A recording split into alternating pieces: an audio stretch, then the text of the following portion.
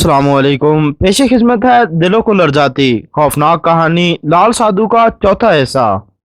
پچھلی ایپیسوڈ میں آپ نے سنا تھا کہ مہر نگار بابا جی کی اجازت سے اس لال سادھو کا خاتمہ کرنے کے لیے نکل پڑتی ہے۔ ایک صفوف کی مدد سے حامد علی کے اوپر جو چڑیل مسلط ہوتی ہے اس کا بھی خاتمہ ہو جاتا ہے، اور حامد علی ٹھیک ہونے کے بعد مہر نگار کی مدد کے لیے پہنچتا ہے۔ اس کے بعد ان کا سامنا خوفناک بلاؤں اور آسیبی چمگادڑوں سے ہوتا ہے۔ حامد، یہ روشنیاں محض ایک بہلاوا ہے، کیا تمہیں کچھ قرآنی آیات یاد ہیں؟ کچھ کیوں کہہ رہی ہو مہر نگار؟ ہمارے شہر نورپور کے سرحال بازار کی نکڑ پر ایک جامع مسجد ہے۔ میں نے 10-11 برس کی عمر میں ہی قرآن شریف حفظ کر لیا تھا۔ اب صرف یہ بتلاؤ کہ تم کہنا کیا چاہ رہی ہو؟ صرف یہ کہ 28ویں پارہ کی سورت تغابن پڑھنا شروع کر دو، وہ تو میں پڑھ لوں گا۔ کیا تم کو کوئی خطرہ محسوس کر رہی ہو؟ ہاں حامد، یہ تو تم محسوس کر رہے ہو کہ شدت طوفان جاری ہے۔ ذرا سوچو، اس طوفان میں یہ روشنی قائم کیوں ہے؟ ہاں، تم بالکل صحیح کہہ رہی ہو، حامد چونکتی آواز میں بولا، اور پھر تسلسل سے گونجنے والی یہ آوازیں بھی محدوم ہونے کی بجائے تیز سے تیز تر ہو رہی ہیں۔ نہیں حامد، یہ زندہ انسانوں کی نہ تو آواز ہے اور نہ ہی چراغوں کی روشنی اصلی ہے۔ مجھے تو یوں لگتا ہے کہ یہ سب بدروح ہیں۔ بس تم سورۃ تغابن کی تلاوت شروع کر دو۔ حامد خاموش ہو گیا۔ میں بھی خاموش ہو گئی، لیکن ہمارے ہونٹ ہلتے رہے۔ روشنیاں قریب ہوتی گئیں، رام رام ست ہے کی آوازیں قریب ہوتی گئیں، اور ہم ایک ٹک انہیں تکتے رہے۔ ذرا دیر بعد ہی روشنیاں ہم سے صرف 6-7 قدموں کے فاصلے پر پہنچ کر رک گئیں۔ تعداد میں وہ 20 تھے، ہر ایک کے ہاتھ میں لالٹین تھی۔ 4 آدمیوں کے کندھے پر ایک آر تھی۔ وہ سب دھوتی باندھے ہوئے تھے، ان کی کمر سے اوپری جسم برینا تھے اور ان کے پیروں میں لکڑی کی کھڑاویں تھی۔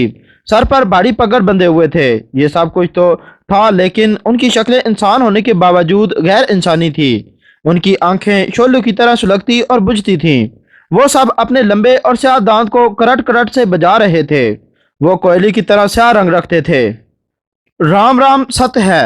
اچانک ارتھی پر لیٹا ہوا نوعمر لڑکا لمبا تڑنگا راٹھ بیٹھا۔ اس کا چہرہ اور جسم ریڈیم کی طرح چمک رہا تھا۔ وہ حامد علی کو تکتے ہوئے مسکرا رہا تھا۔ مہر نگار، یہ رادو ہے، اسی نے میری تلوار بیری میں لٹکائی تھی۔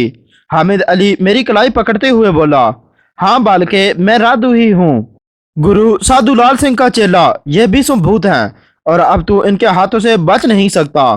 یہ صرف میری شکتی کا مظاہرہ ہے۔ اندازہ لگاؤ کہ میرا گروہ کس قدر شکتی مان ہوگا۔ اگر تم اپنی اور اس چھوکریا کی زندگی چاہتے ہو تو گرو جی سے ٹکرانے کا خیال اپنے دل سے نکال دو اور صحیح سلامت لوٹ جاؤ۔ اوہ شیطان کے چیلے، بک بک کیوں لگا رکھی ہے؟ جو کچھ کرنا ہے کر لو، اب تمہاری موت بھی یقینی ہے۔ کہتے ہوئے حامد علی مجھ سے مخاطب ہوا، مہر، ذرا راہ کو نکلنے نہ دینا۔ چلو متروں، اس مسئلے کو گھیر لو، کھاؤ پیو عیش کرو۔ رادو اپنے ساتھ لائے ہوئے بھوتوں سے مخاطب ہوا ہی تھا کہ 20 سیاہ بھوتوں نے اپنے ہاتھ میں تھامی ہوئی لالٹین ہماری طرف اچھال دی۔ آن واحد میں لالٹین باہم گڑمڑ ہو گئیں۔ گڑمڑ ہوتی ہی وہ ایک ایسا آکٹوپس بن گئی جس کے 20 ٹانگیں تھیں۔ ان کی ٹانگیں تو زمین سے ٹکی ہوئی تھیں، اور گول مٹول وہ 1.5 فٹ ابھرا ہوا جسم معلق رہا۔ وہ بالکل آگ کی سی رنگت رکھتا تھا۔ دیکھتے ہی دیکھتے اس نے اپنی 4 ٹانگیں اٹھائیں اور فضا میں ازدو کی طرح لہراتی ہوئی میری طرف لپکیں۔ ایک لمحہ کی تاخیر کے بغیر میں نے اللہ کا نام لے کر تلوار گھمائی۔ کھچ کی آواز سے ایک کے بعد ایک کر کے 4 ٹانگیں کٹ کر زمین پر گری ہی تھیں کہ میں نے ایک اور منظر دیکھا۔ وہ یہ کہ کٹی ہوئی سونڈیں آن واحد میں 4 بھوتوں کی شکل بن گئیں۔ وہی پگڑوں ہی سیاہ چہرے اور وہی سیاہ داند، البتہ ان کے آنکھوں کی جگہ صرف گڑھے نظر آئے۔ اس قدر خوفناک آوازیں گونجیں جیسے زمین پر زلزلہ آ گیا ہو، اور یہ آواز دیگر تمام آوازوں پر حاوی تھی۔ اچانک آکٹوپس زمین سے اس طرح بلند ہوا جیسے گیس بھرا غبارہ ہو۔ اس کے ساتھ ہی اس کی بقیہ 16 ہاتھوں کی سونڈ کی طرح کی ٹانگیں ایک زناٹے سے میری طرف لپکیں۔ میرے جسم میں گویا بجلیاں سی بھر گئی تھی۔ میں نے بڑی تیزی سے سونڈوں پر تلوار برسانی شروع کر دی۔ سونڈیں تھیں کہ کٹ کٹ کر گرتی اور شعلہ بن جاتی۔ اس کے باوجود ایک سونڈ میرے کمر کے گرد لپٹ گئی اور میرا لنگڑ اکھاڑ دیا۔ اب میں زمین میں سے کوئی 10 فٹ کی بلندی پر لٹکا ہوا تھا۔ اس کے باوجود میرا تلوار والا ہاتھ حرکت کر رہا تھا، یہاں تک کہ اب صرف وہی سونڈ باقی رہ گئی جو میرے کمر کے گرد حائل تھی اور بڑی تیزی سے بلند ہونے لگی تھی۔ میرا دل اس شدت سے دھڑکنے لگا کہ گویا پھٹ پڑے گا۔ مجھے مہر نگار بھی تو دکھائی نہیں دی اور نہ ہی رادو دکھائی دیا۔ اتنی دیر میں آکٹوپس کی سونڈ مجھے زمین سے اتنی بلندی پر لے جا چکی تھی کہ مجھے نیچے اور میرے چاروں طرف کچھ بھی سجائی نہیں دیا۔ یوں لگا جیسے میں اندھا ہو گیا ہوں۔ لیکن جب نظریں آسمان کی طرف اٹھائیں تو لاداد ستاروں کو چمکتے دیکھ کر اپنے اندھے پن کا تصور دم توڑتا محسوس ہوا۔ نہ پائے مانند نہ جائے رفتن، نہ تو میں سونڈ پر تلوار سے ضرب لگا سکتا تھا، نہ ہی آکٹوپس کی آگ کی طرح سلگتے سر پر۔ اس کے ساتھ ہی میں نگار کا تصور مجھے مایوسیوں کی اتھاہ گہرائیوں میں ڈباتا رہا۔ بالآخر میں حتمی فیصلہ پر پہنچ گیا۔ تمام نتائج اللہ کے سپرد کر کے میں نے تلوار کی ایک زبردست ضرب سے آکٹوپس کے سر کو 2 حصوں میں تقسیم کر دیا، ساتھ ہی کوئی لمحہ ضائع کیے بغیر سونڈ پر بھی ضرب لگا دی۔ اوف میرے معبود! تاریک فضاؤں میں لاتعداد پھلجھڑیاں پھوٹ پڑیں، اس قدر شور و غل جیسے کسی دشمن نے دشمن پر بمباری شروع کر دی ہو۔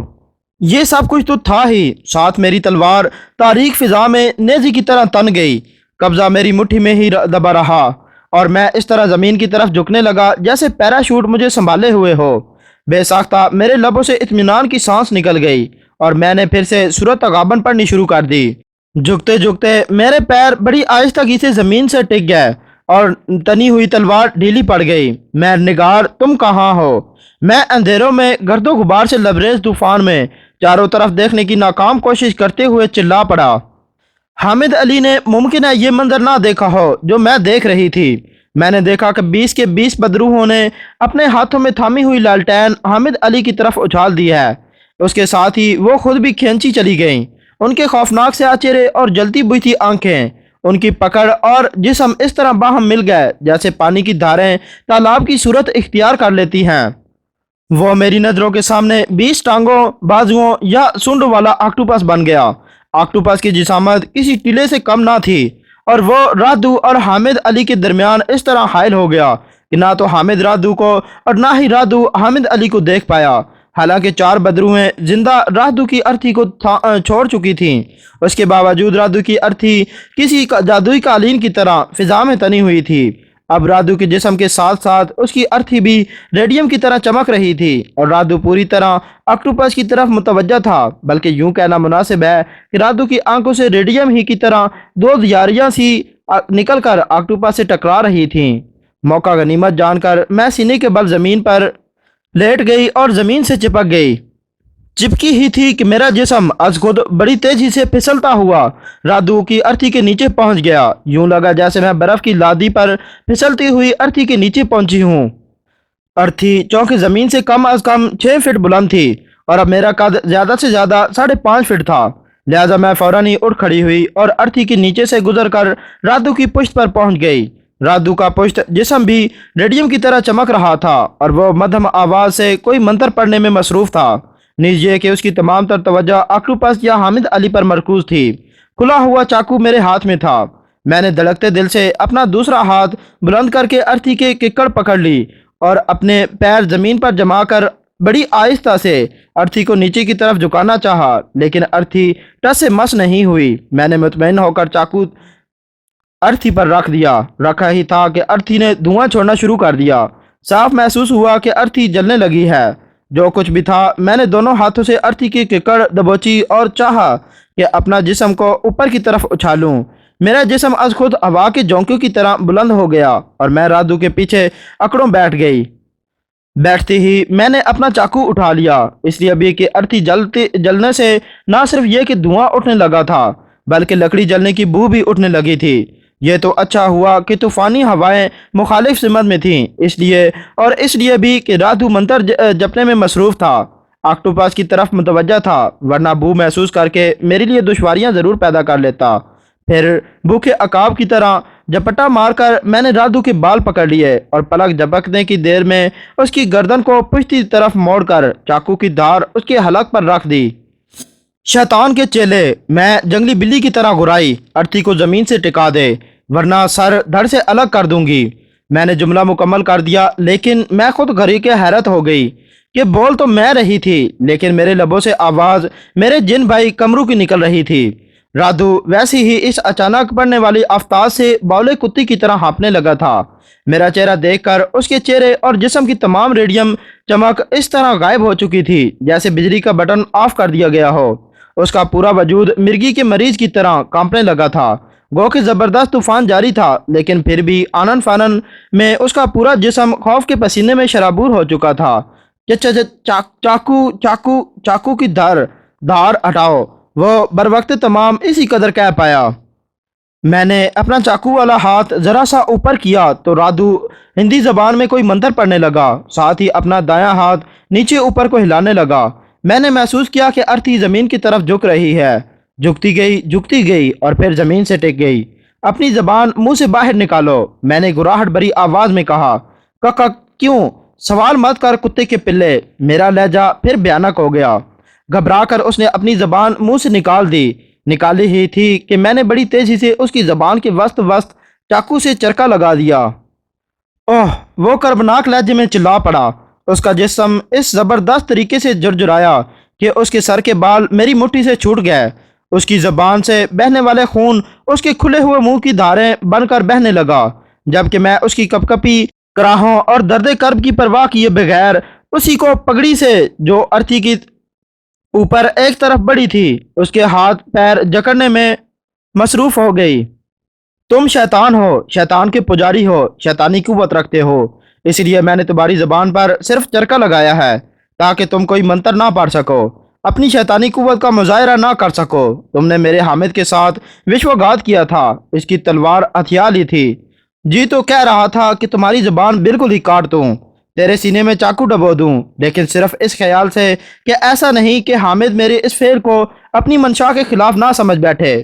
میں یہیں تک کہنے پائی تھی کہ مہر نگار تم کہاں ہو؟ حامد علی کی آواز میرے کانوں سے ٹکرائی۔ میں یہاں ہوں حامد، اور بالکل خیریت سے ہوں۔ میں گور اندھیرے میں حامد کو تکنے کی ناکام کوشش کرتے ہوئے بولی، اور پھر چونک کر میں نے رادو کو ایک ایسا جھٹکا دیا کہ وہ ارتھی سے زمین پر الٹ گیا، صرف اس لیے کہ ارتھی کے شعلے اٹھنے شروع ہو چکے تھے۔ ان شعلوں سے ایک فائدہ یہ ہوا کہ میں حامد علی کو اور وہ مجھے آسانی سے دیکھ چکا تھا۔ طوفان یکدم سے تھم چکا تھا، آوازیں دم توڑ چکی تھیں اور ماحول پر ایک ابدی سکوت سا چھا چکا تھا۔ ہاں تو رادو، اب تم بتاؤ کہ یہ سب کچھ سادھو کے حکم سے کیا تھا نا؟ میں نے ارتھی کے آنکھ کی روشنی میں پوچھا۔ مہر نگار میرے قریب آلتی پالتی مارے بیٹھی تھی۔ رادو نے اقرار میں گردن ہلا دی۔ اس کا منہ اب بھی کھلا ہوا تھا، زبان منہ سے باہر نکلی ہوئی تھی اور وقفے سے خون کے قطرے بھی اس کی زبان سے گرتے رہے تھے۔ پھر تو تم یہ بھی جانتے ہوگے کہ سادھو کہاں چھپا ہوا ہے؟ میں نے پھر پوچھا، لیکن رادو نے کوئی جواب نہیں دیا بلکہ سہم کر سمٹ گیا۔ چلو نہ بتاؤ، اتنا تو بتلا دو کہ یہاں آس پاس کوئی تالاب ہے، چشمہ یا کنواں وغیرہ ہے۔ رادو نے پھر اقرار میں گردن ہلا دی اور ایک سمت میں انگلی اٹھا دی۔ میں تمہارے پیر کھول دیتا ہوں، ہمارے آگے آگے چلو گے اور ہمیں پانی تک پہنچاؤ گے۔ اگر تم نے کوئی چالاکی دکھلانے کی کوشش کی یا مجھے ذرا بھی شبہ ہوا تو اس تلوار کی ایک ہی ضرب سے تمہاری گردن تمہارے در سے الگ کر دوں گا۔ وہ بہت بری طرح سہم گیا اور اقرار میں گردن ہلانے لگا، جبکہ میں اس کے پیروں کی بندشیں کھولنے میں لگا تھا۔ اس دوران ارتھی کے شعلے مدھم ہو چکے تھے۔ چلو اٹھو، میں رادو کے اٹھنے میں مدد کرتے ہوئے بولا، اور مہر نگار بہتر ہوگا کہ تم اپنی بتی جلا دو۔ جملے کا دوسرا حصہ میں نے مہر نگار سے مخاطب ہو کر کہا۔ مہر نگار کی زنبیل روشن ہو گئی اور میں نے سکون کی سانس لی۔ پھر ہم تینوں آگے بڑھ گئے۔ کوئی 10 منٹ تک ایک ہی سمت چلتے رہنے کے بعد ہم واقعی ایک ندی کے کنارے پہنچ گئے۔ ندی کا پاٹ بمشکل 8-10 گز تھا۔ گہرائی کا اندازہ لگانا البتہ دشوار تھا۔ مہر، پہلے تم نہاؤ گی یا میں؟ تم ہی پہل کرو حامد، میں رادو کا خیال رکھتی ہوں۔ نصف گھنٹے میں ہم پاک صاف ہو گئے، البتہ ہمارے لباس جوں کہ توں ہی رہے۔ مہر نگار کی زنبیل روشنی غائب ہو چکی تھی، اس لیے کہ رات کی دبیز اندھیرے سے سیاہ چادر ہٹنے لگی تھی۔ سفید صبح نمودار ہونا شروع ہو چکا تھا۔ ہاں بھائی رادو، میرے خیال سے تمہارا زندہ رہنا ضروری نہیں ہے۔ میں رادو سے مخاطب ہوا اور نیام سے تلوار کھینچ لی۔ رادو بید مجنون کی طرح تھر تھرایا، گھٹنوں کے بل زمین پر بیٹھ گیا اور دونوں ہاتھ جوڑ کر ملتجیانہ انداز کی شکل بنا لی۔ نہ جانے کیوں مجھے اس کی حالت پر رحم آنے لگا۔ میں نے مہر نگار کی طرف سوالیہ نظروں سے دیکھا، मगर वो होंठ सकेड़ कर शाने उचकाती रह गई। एक शर्त पर तुम्हें जिंदगी मिल सकती है रातू, वो ये कि तुम सिर्फ इतना बता दो कि साधु लाल सिंह का ठिकाना कहाँ है। राधू ने सहम कर गर्दन इनकार में हिलाई और बार बार अपने सर को ठोंकते हुए कुछ मखसूस इशारात देने लगा। उसके हलक से सिर्फ आ और गा की आवाज़ें निकल रही थीं। हामिद शायद ये कह रहा है कि अगर इसने साधु की ठिकाने की निशानदही कर दी तो साधु इसका सर तोड़कर बेजक खा जाएगा। क्यों राधू, मैं सही कह रही हूँ ना? महरनिगार ने जुमले का दूसरा हिस्सा राधू को मुखातिब करते हुए कहा, और राधू बड़ी तेजी से इकरार में गर्दन हिलाता रह गया। तुम ख्वाह मुखा हलकान हो रहे हो राधू, मैं उसे तसल्ली देते हुए बोला। ये लड़की है ना? मैं महरनिगार की तरफ इशारा करते हुए बोला। इसी के हाथों साधु की मौत होनी है। अरे पागल, जब वो मर ही जाएगा तो तुम क्यों मरे जा रहे हो? तुमने देखा, सब कुछ तुमने अपनी आंखों से देखा कि मैंने इस ज़ात वाहिद यकता की रहमत से तुम्हारी 20 बदरुओं को मिटा दिया। मेरी साथी ने तुम पर काबू पा लिया सिर्फ इसलिए कि हम उस वाहिद यकता अल्लाह पर गैर मुतजलजल ईमान रखते हैं जो अज़ल से है और अबद तक रहेगा। मगर तुम अपने हाथों से बनाए हुए बुतों को पूजते हो, अरवाह बद से अपनी मुरादें मांगते हो। अरे नादान, ये बदरू हैं, चुड़ैलें और शयातीन इसी का सर्वनाश करती हैं जो उनकी परस्तिश करते हैं, उन्हें अपना अन्नदाता और पालनहार मानते हैं। एक बार, सिर्फ एक बार अल्लाह पर भरोसा करके तो देखो। तौबा कर लो इन जंतर मंतर से, बचा लो खुद को जहन्नम की आग से। गर्ज ये कि मैंने कुछ इस अंदाज में बयान जारी रखा कि महरनिगार भी मैं भी हैरत रह गई।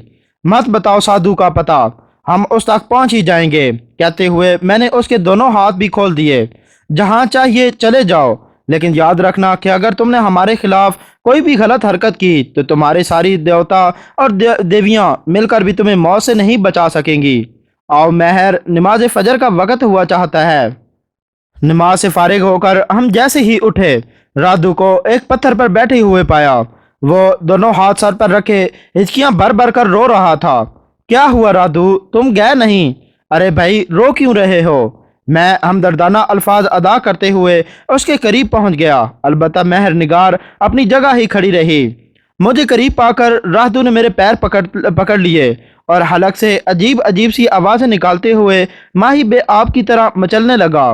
बरवक्ते तमाम मैंने उसे पुरसकून किया। उसके बाद आओ नाव करते हुए इशारों ही इशारों में उसने मुझे बहुत कुछ समझाने की कोशिश की।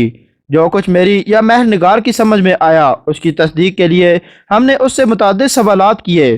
जिनकी तस्दीक करनी थी वो उसने इकरार में गर्दन हिलाकर कर दी, और जिन सवालात की तरदीद करनी थी वो उसने इनकार में हिलाकर कर दी। यानी ये कि उसने देवियों और देवताओं को ठुकरा कर खुदाए वाहिद यकता पर ईमान पुख्ता कर लिया है। दोम ये कि उसी नदी पर ऐन दोपहर के वक़्त चंद पिछल पैरी लड़कियां और चंद चुड़ैलें नाच गाना करने आती हैं। हर पिछल पैरी के साथ किसी न किसी गांव का कोई ना कोई खूबरू जवान होता है जिसके साथ हवस का खेल खेल कर उसे मार डालती हैं और उसकी डेड बॉडी को नदी में बहा देती हैं। और हर चुड़ैल के साथ एक नाबालिग मुर्दा बच्चा होता है जिसे रक्स के बाद वो बड़ी रग़बत से खा जाती हैं। फिर सूरज ढलने से पहले वो एक समाधि पर पहुंचकर सजदा करती हैं।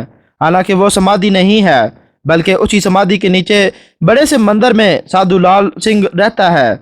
अगर कोई अजनबी शख्स उसी समाधि के करीब पहुंच जाता है तो साधु का पालतू शेर उसे चीर फाड़ कर खा जाता है। राधू ने यह भी बतलाया कि उस समाधि के आसपास सिर्फ बेरी और बबोल के दरख्त हैं जिनकी जड़ों में लातादाद जहरीले सांप बसते हैं। इसके अलावा भी बहुत सी भटकती हुई आत्माएं उस समाधि के गिर्द मंडलाती रहती हैं। ये तमाम आफतें साधु की किसी चेले या परस्तार को कोई नुकसान नहीं पहुंचाती। राधू ने यह भी बतलाया कि साधु लाल के चंद चेले चपाटे अतराफ की आबादियों में सपेरे बनकर जाते हैं और रोजाना 3 नाबालिग बच्चों को अगवा करके लाते हैं। साधु रोजाना एक बच्चे का भेजा खाता है, खून पीता है और मुर्दा अपनी चुड़ैलों के लिए रख देता है। साधु का खूनख्वार शेर अपना शिकार खुद करता है। इसी शेर ने अब तक बहुत सी चुड़ैलों और पिछल पैरियों को हड़प कर लिया है और अब गिनती की सिर्फ चंद ही चुड़ैलें उसकी दासियों में शुमार होती हैं। तहकीक तेरे कलब को मेरे रब ने इस्लाम की तरफ फेर दिया है। महरनिगार गोया हुई, अल्लाह ने चाहा तो तू थोड़ी ही देर में बोलने के काबिल हो जाएगा। کہتے ہوئے مہر نگار نے زنبیل میں ہاتھ ڈال کر ایک پڑیا نکالی اور رادو کو دیتے ہوئے کہا، اس پڑیا کا سفوف اپنی زبان پر چھڑکو اور ذرا دیر کو منہ بند کر لو۔ گھبراؤ نہیں میرے بھائی، منہ بند کر لینے سے تمہیں کوئی تکلیف نہیں ہوگی اور ایک گھڑی کے بعد تھوک دینا۔ میں محسوس کیے بنا نہ رہا کہ مہر نگار کی زنبیل اصل میں ایک غیبی عطیہ ہے۔ دوم یہ کہ مہر نگار کے لب و لہجے میں اس کے بھائی قمر الدین کے لب و لہجے کی آمیزش ہے۔ زنبیل کی روشنی اس لیے بھی غائب ہو چکی تھی کہ خاور مشرق اپنی ضیائیں بکھیر چکا تھا۔ دوستوں، اگر آپ کو یہ ویڈیو پسند آئی ہے تو برائے مہربانی اس ویڈیو کو لائک کریں، ہمارے چینل کو سبسکرائب کریں اور بیل آئیکن کو دبا دیں تاکہ ہر آنے والی نیو اپڈیٹ آپ تک آسانی سے پہنچ سکے۔ شکریہ۔